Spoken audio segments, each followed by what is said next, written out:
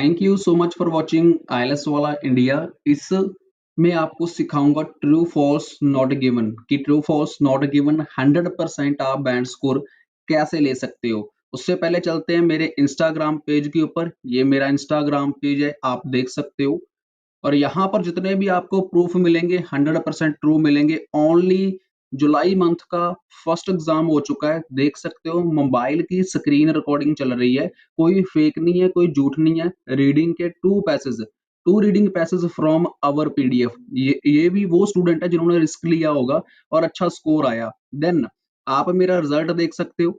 9 band score, 8 band score, 9 band score, reading listening 9 band score. जो अभी only 1 और 2 days पहले स्टूडेंट का रिजल्ट आया है, उसका रिजल्ट आपकी स्क्रीन के ऊपर है।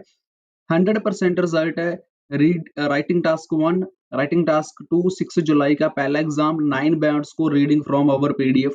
100% अगर आप भी ऐसा स्कोर लेना चाहते हो, थोड़ी सी मेहनत करनी होगी। जो हम पीडीएफ प्रोवाइड करवाते हैं उनके ऊपर तो खास कर listening, reading, writing and speaking, और आपका भी अच्छा रिजल्ट आ सकता है। देख सकते हो 24 जून को reading writing task 1, writing task 2 from our PDF, चाहे लोकेशन ऑल ओवर इंडिया कोई भी थी, और उसका रिजल्ट आपकी स्क्रीन के ऊपर है। 9 band score with proof everything. कोई झूठ नहीं है, कोई फेक नहीं है। किसी को चाहिए तो आप मुझे व्हाट्सएप के ऊपर मैसेज करके बाय कर सकते हो। प्रूफ चाहिए तो यहाँ पर जाकर देख सकते हो।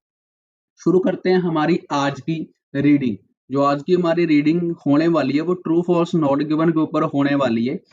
स्पेशल उन स्टूडेंट्स के लिए जिनको बहुत ज्यादा प्रॉब्लम आती है रीडिंग में और वो बहुत अच्छा स्कोर लेना चाहते हैं। फर्स्ट ऑफ ऑल हमारा जो आज का टॉपिक है वो है पिरामिड बिल्डिंग। जो सभी लोग जानते हैं कि पिरामिड्स काफी ओल्ड थे, काफी पुराने हैं। हमारी धरती के ऊपर पता नहीं है आज तक साइंस को चल सका कि ये कहाँ से बने, कैसे इनकी बनतर बनी। मतलब आज भी ये रहस्य है। तो हमारा फर्स्ट क्वेश्चन जो हमारा है, कभी भी कोई भी रीडिंग जब हमें करनी है तो एक बात हमेशा अपने माइंड में याद रखनी है, वो भी 100%। उसको कभी मत बोलना पैराफ्रेज। अगर आपको कोई वर्ड पैराफ्रेज करना नहीं आता तो हम रीडिंग में 6.5 नहीं ले सकते। आप आज तक आप आईएलटीएस कर रहे हो, आपने चाहे 1 मंथ से कर रहे हो, चाहे 2 मंथ से कर रहे हो, चाहे लास्ट 10 डेज से आप आईईएलटीएस कर रहे हो, बट अगर आपने रीडिंग करी होगी तो रीडिंग में हमेशा हमें वोकैबुलरी, सिनोनियम और पैराफ्रेज कर कर ही आंसर मिलते हैं। विदाउट पैराफ्रेज, विदाउट वोकैबुलरी या सिनोनियम यूज किए हमें कभी भी राइट आंसर नहीं मिलता। तो हमारा आज का जो फर्स्ट क्वेश्चन है, the controversy over the method, की जो कंट्रोवर्सी है ओवर द मेथड की, काफी सालों से, काफी बहुत ज्यादा ईयर से जो कंट्रोवर्सी चल रही है एक मेथड के ऊपर, used in the construction of the pyramids has been solved by scientist. की मतलब कि जो पिरामिड की कंस्ट्रक्शंस वगैरह चल रही थी या चल रही है, उसको सॉल्व कर दिया गया है साइंटिस्ट के द्वारा। एक चीज ध्यान से देखिए, मैं आपको एक चीज 100% फर्स्ट क्वेश्चन में कुछ समझाने की कोशिश करूंगा, तो मेरी हाथ जोड़कर बेनती है भाई एंड बहनों, प्लीज थोड़ा सा सब्र कर कर समझना। तो कभी भी ट्रू फॉल्स नॉट गिवन गलत नहीं जाएंगे। उन्होंने क्या कहा? उन्होंने कहा कि the controversy over the method, कि पिछले कई सालों से कंट्रोवर्सी चल रही थी। किसकी चल रही थी? पिरामिड की। और pyramids has been solved. Grammar को समझिए प्लीज, ग्रामर को समझिए। उन्होंने क्या कहा? साइंटिस्ट के द्वारा, मैं वो क्लियर पूरे अच्छे से क्लियर करता हूं, साइंटिस्ट के द्वारा पिरामिड्स की प्रॉब्लम को क्या कर दिया गया है? सॉल्व आउट कर दिया गया है।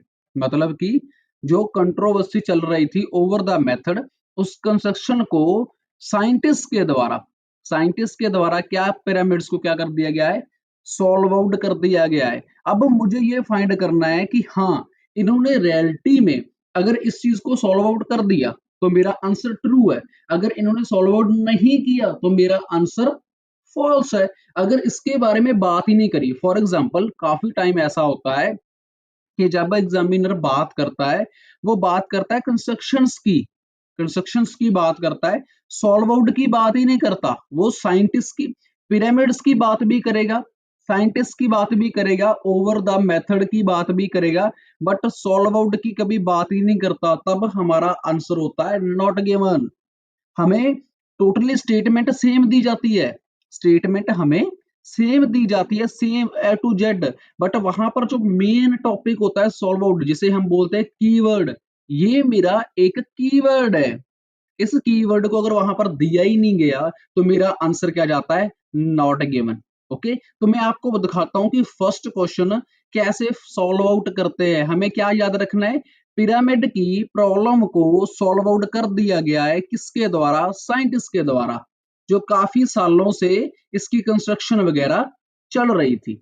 अब चलते हैं हम अपने पैराग्राफ में। चलो, हमारा फर्स्ट पैराग्राफ यहां से शुरू हो जाता है, देख सकते हो। तो प्लीज ध्यान से समझना इस चीज को, चाहे मैं आपको एक क्वेश्चन नहीं समझाऊं, बट ऐसा समझाऊंगा कभी आपका रॉन्ग नहीं जाएगा in the future.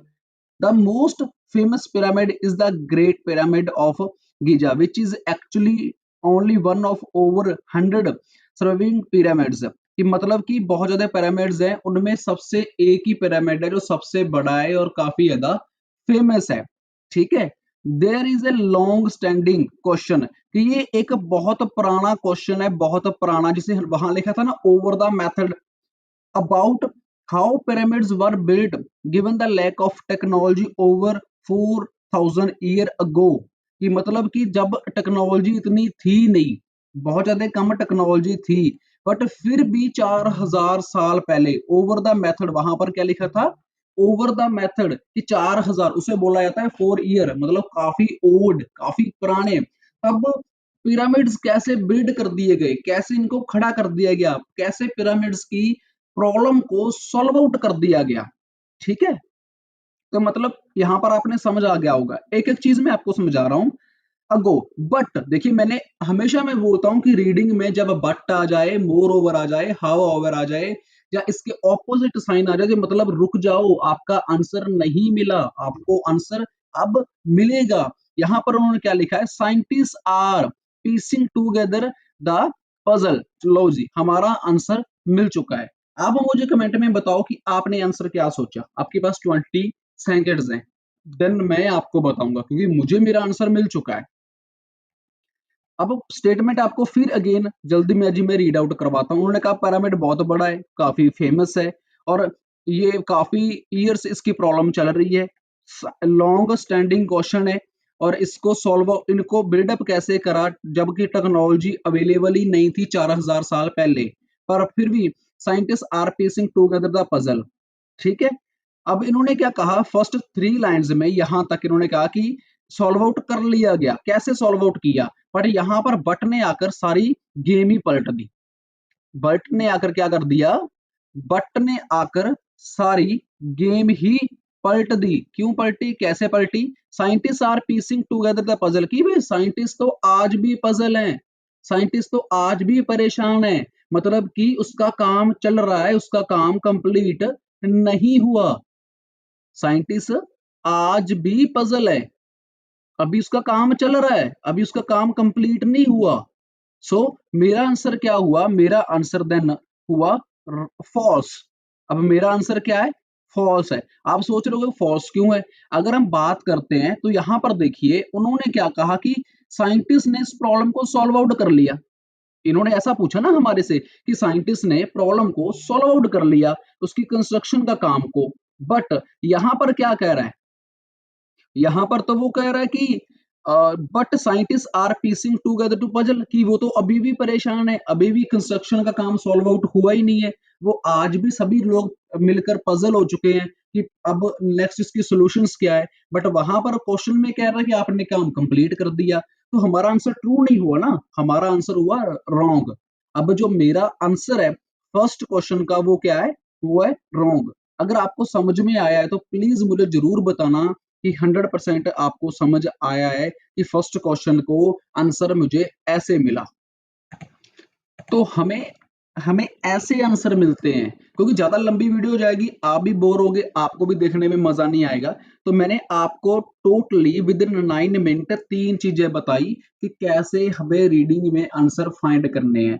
So please आप इस तकनीक को 100% यूज करें। आपकी ये तकनीक 100% आपकी हेल्प करेगी आपका डिजायर बैंड स्कोर लेकर आने में। सो नेक्स्ट वीडियो के लिए रेडी रहें, बहुत कुछ आने वाला है। सब्सक्राइब कर लें इस चैनल को।